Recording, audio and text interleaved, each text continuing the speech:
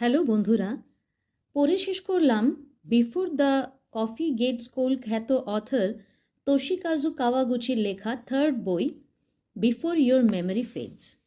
অসাধারণ একটি বই। এই বইটির মধ্যে 4টে ছোট গল্প আছে।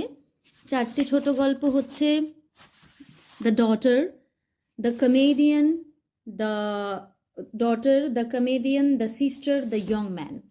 এখানে একটি ক্যাফের কথা বলা হয়। সেই ক্যাফেটির নাম ডোনা ডোনা ক্যাফে। সেই ক্যাফেতে একটি নির্দিষ্ট চেয়ার আছে, যে চেয়ারে বসলে মানুষ চাইলে অতীত বা ভবিষ্যতে যেতে পারে, কিন্তু এর কিছু শর্ত আছে।